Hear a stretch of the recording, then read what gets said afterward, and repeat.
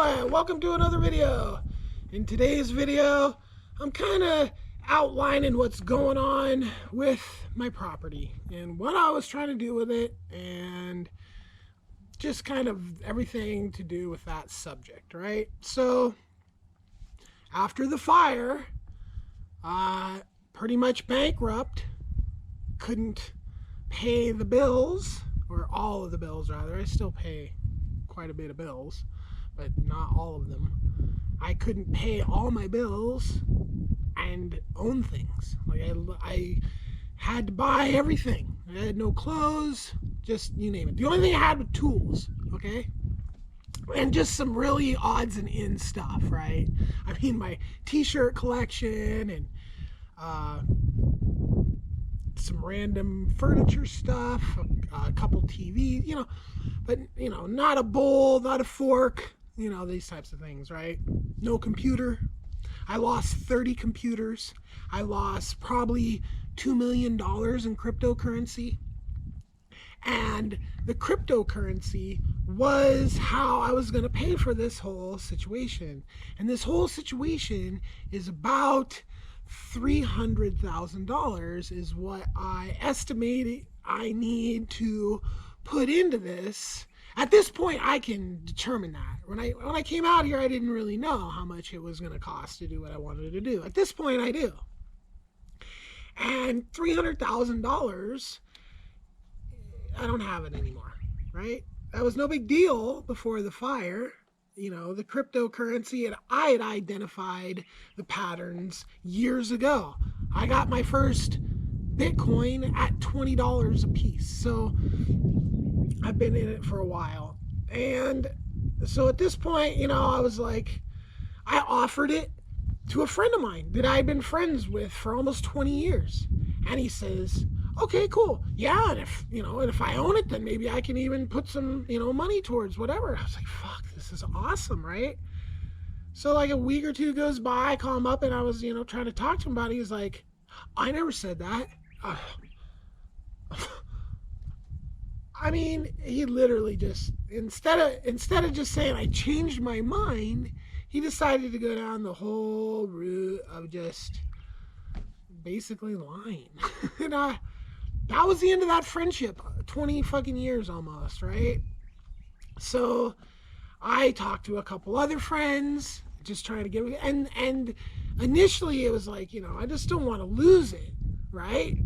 Well, then it kind of morphed out of not wanting to lose it and trying to have it last, right? And come up with some sort of backing, financing, right? Because what I'm trying to do out here, there's not like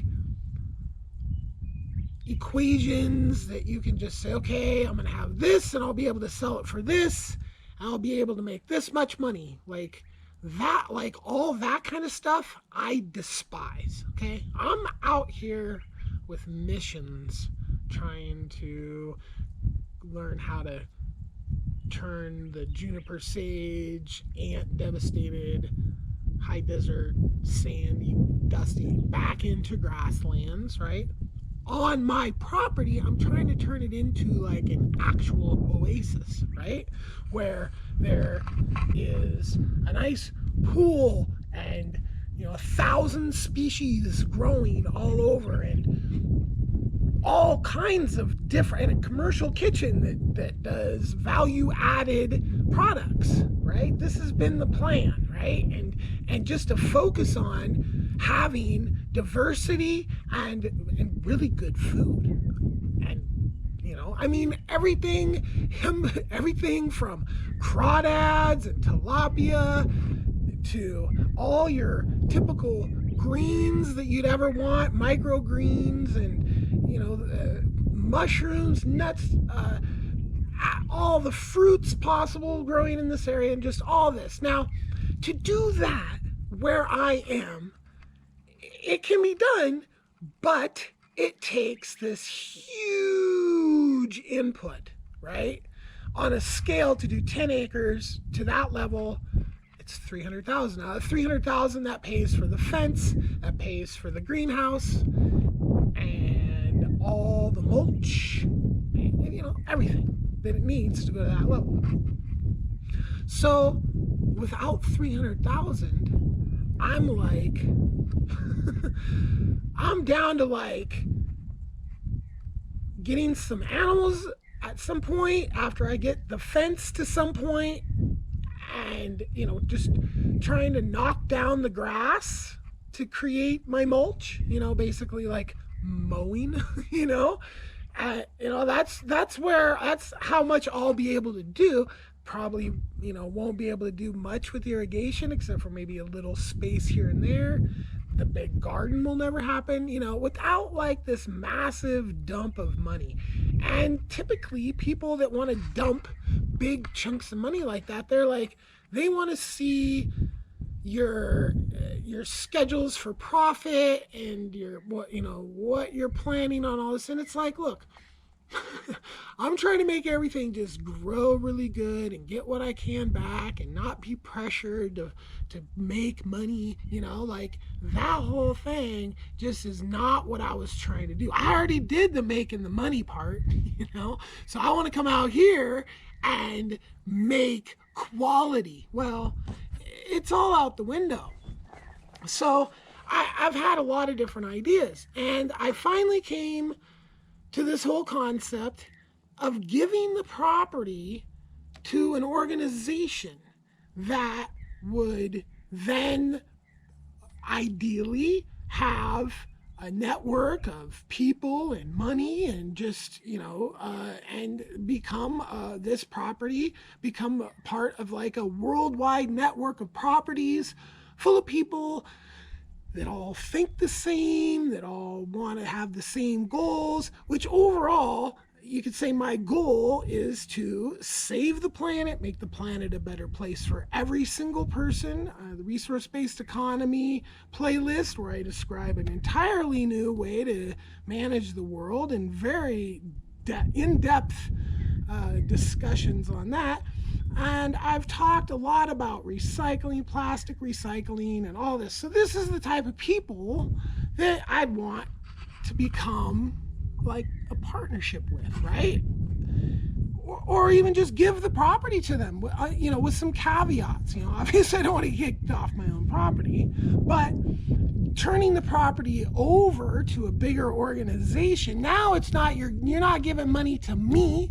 You're giving money to that organization, and people could come out here and help and all that, and all that. And it's not, and I've wanted for a long time to have a next level, like college type atmosphere involved with this type of agriculture. I learned about permaculture so long ago, and I didn't even know what the name was. So all these years that I've studied this and all this information I have ready to go into this, and this is where we're at. So I've known of an organization that I thought was going to be perfect for this property, right? So okay, so now who are these people that I was just going to give my property to? Well, the part of these people is called Project Kamp, Kamp with a K. Now, this is a spin-off, as I see it, of Precious Plastic, which is Dave Haskins. I'm brutalizing his Norwegian name. Brilliant man, very concerned about recycling plastics around the world. I've been a fan of this guy for years, and I think since like 2016 I found him. Now, anecdotally, I was the subject of a situation that broke the internet. I was interviewed for that. So this happened, it broke the internet, then I got interviewed for an online publication. And jokingly, one of the things that I said that I wanted to be known for was the man who figured out how to recycle plastic lids, right? I literally said that in an interview in like 2012 or 13 or something like that, right? So, I mean, I literally want to recycle plastic. You could go back in my old videos, and I was saving plastic here on my property. Now, my mantra for recycling plastic has been pretty consistent since I found them, right? Now, they separate plastic, they wash plastic, and they tune their machines to do just that kind of plastic, and they put out like high-end stuff. So think of them, they're like the Tesla Roadster that first came out, right? Precious plastic is just super high-end, right? But my own personal take on plastic recycling is that's great. Whatever we're doing is great, but we need a way to recycle every single kind of plastic and styrofoam all in the same batch without washing it, okay? The washing is dirtying up water. That is, you have to put that in your equation of recycling, and that is not sustainable, in my opinion.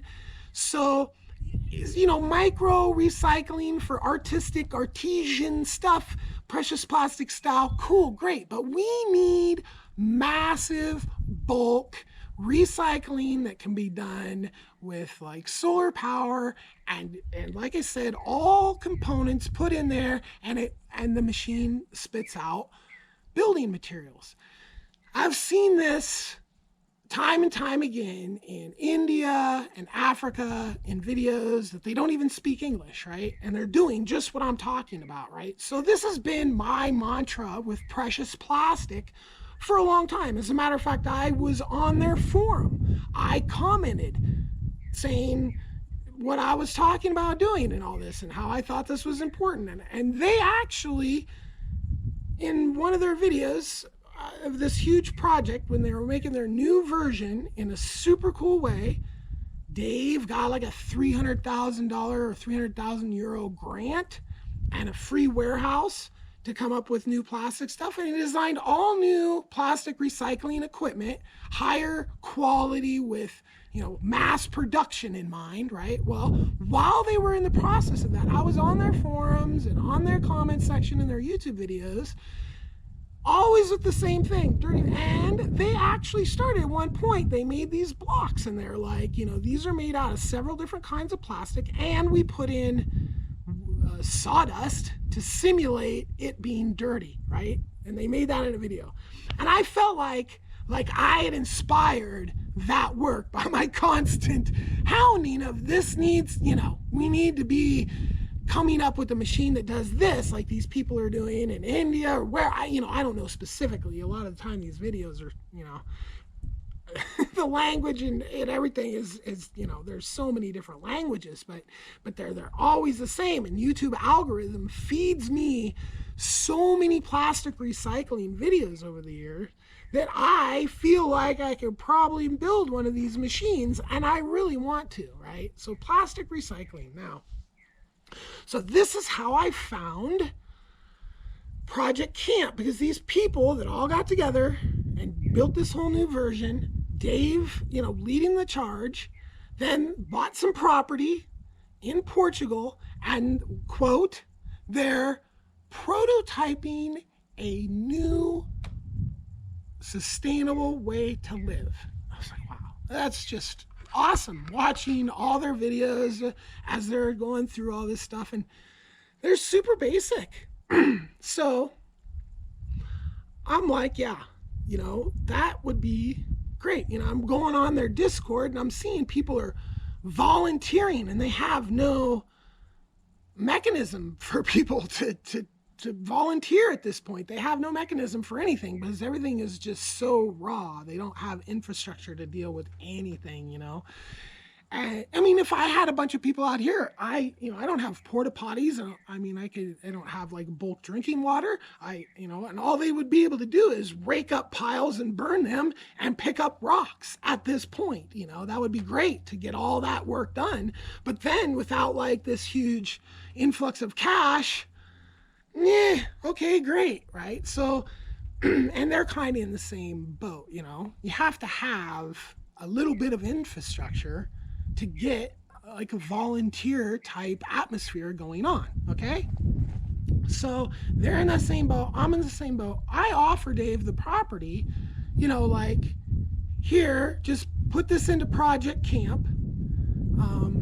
Blah, blah, blah. Ran down a bunch of stuff for him about my situation. And, and a lot of this is like, I'm 50-ish, and putting something together like this is going to take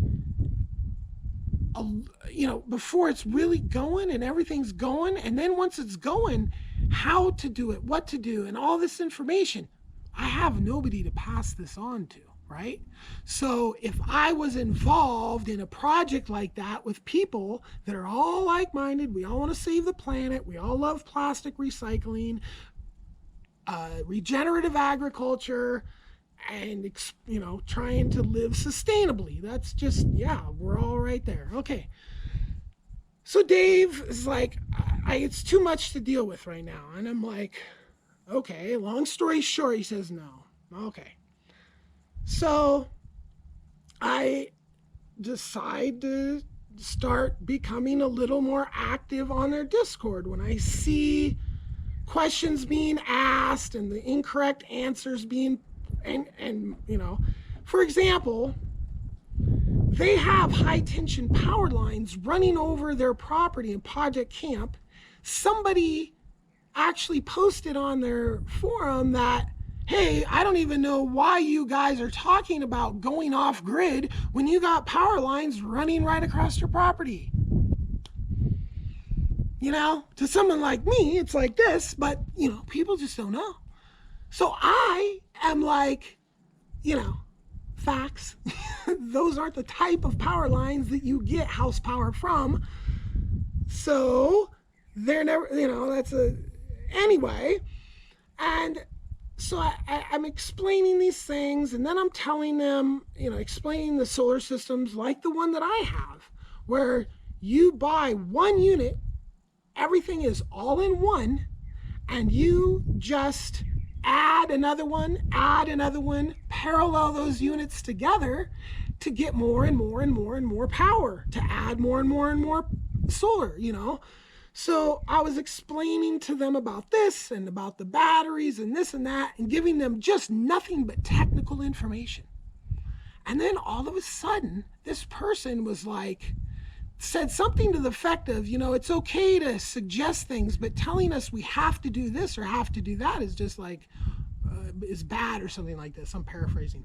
And I was just floored because I had literally not even said anything close to that, and a person kept posting about batteries not being there yet. Like battery technology was not good enough today to run an operation like Precious Plastics,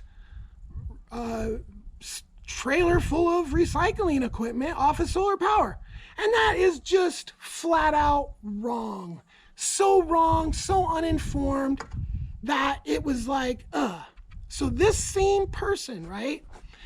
Now I'm telling them they're incorrect, and I'm not, I'm just like, look, this is these type of batteries, they're not recyclable, they don't last that long.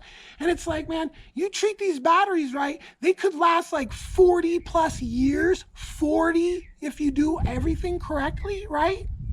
So I've been into batteries. I made a comment in a bar back in like 1993, I think it was, to a group of people that were all about 15 years older than me that I had known since I was about 13. And I sat there and I said, yeah, we're just waiting for the right batteries. And this guy goes, well, what do you even say?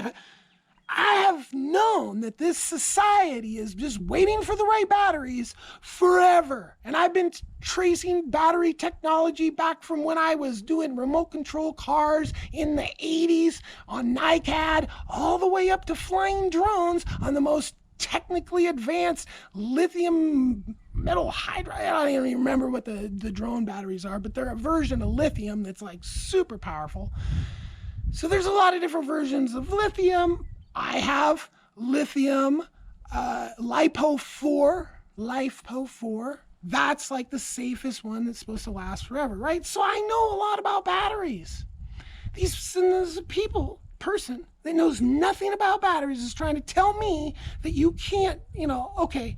So I'm explaining how these LiFePO4 batteries are like the best cost-effective battery you're gonna get. If you buy any other battery, you're gonna, like lead acid or AGM, or even other versions like lithium ion, like a Tesla type of battery pack, like those are even less, viable than this other LiFePO4, but they all use lithium, like obviously the lead acid. So out of all those batteries, the one that you're going to spend the least amount of over amount of time, because if you have to replace your batteries in every 5 years, 3 to 5 years, that's a huge cost, right? If you don't have to replace your batteries for 40 years, so if the initial cost is a little higher, right? So I know all these things, I state all these facts, right? These people that don't know anything on this Discord then start, so I've already had this one where they're telling me that I shouldn't be telling them they have to do that when I simply didn't say anything like that at all. Now this other person writes this huge letter about, and they go into like how posting YouTube videos or to your own website is weird, right? This is literally what someone's saying. It's weird to link to some information on the internet if it's your own information for some reason, like, oh, hey, I just discovered this amazing way to recycle plastic. It's on my YouTube channel. To this person, that would be weird if I posted that video saying, hey, look at this video, right? Which is what I wasn't even doing. No one was posting videos to their own. I was posting videos to like David Pons, like when he's doing these hot water tank videos, and I was trying to talk about photovoltaic agriculture. Like, they don't want to talk about this. They don't want to talk about the next level stuff. They want to bring up drama. They want to discuss things and literally just make up things that you never even said, or make up things that you never even did. And so this one, and then, blah, blah, blah, argumentative, and it was obviously this entire post, like huge post, all pointed at me. And it's like, you people that upvoted this insanely, like nobody freaking even had one word to say about photovoltaic agriculture and how they might want to discuss how you're laying your PV out on your property. Oh no, they don't want to discuss that. They don't want to have any kind of discussion about that. They want to freaking upvote you're argumentative because you're correcting people that are just frankly wrong. Like another guy, he was trying to tell me the system that that they needed was $25,000. I'm saying it was $5,000, right? And then the person about the batteries, and it's like you correct someone as politely as you can. I correct people as politely as I can. And what are you going to do if they're butthurt that they're wrong? That is not my fault if you're wrong and I bring reality to you. And that's the fucking world we live in right now, is everybody wants to have their own set of facts and be pissed off when somebody tries to let them in on the truth, okay? So then we start to have a conversation about these high tension power lines. And my bad, I was linking to a website that was trying to sell something because I didn't read the whole damn thing. But EMFs are freaking not something you want to live underneath. And now I remember all this stuff from what it was back in the 80s, which I posted on there. It was back in the 90s.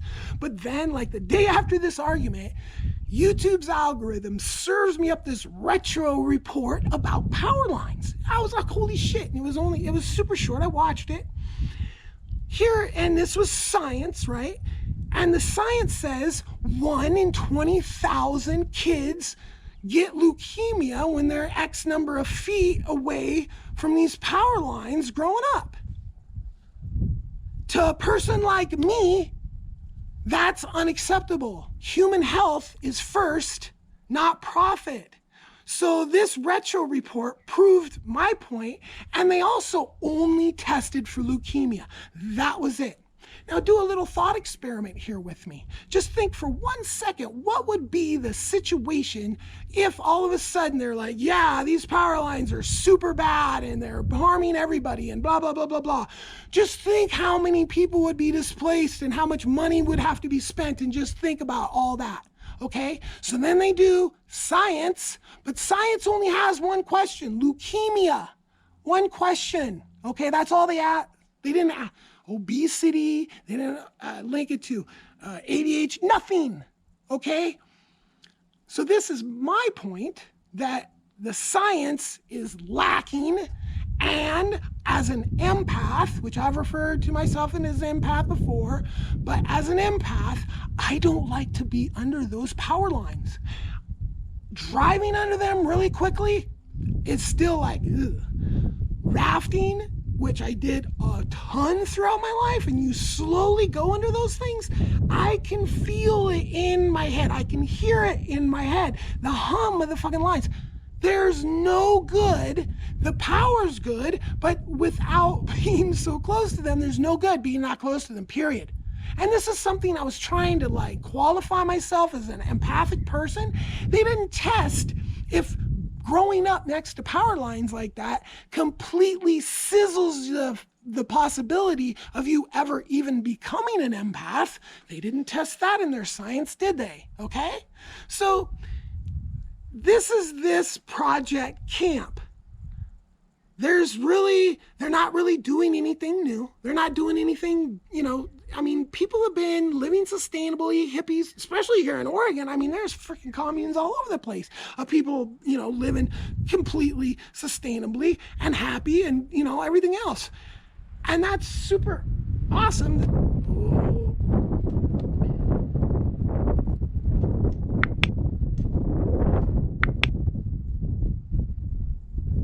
That they want to live that way, and I support them in the most. But they've got to get the dullards under control. I mean, Socrates was right, like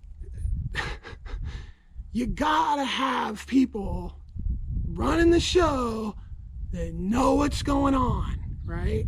And when you have people controlling the conversation and controlling the narrative that don't have a clue, couldn't survive a minute, then you're in trouble, right?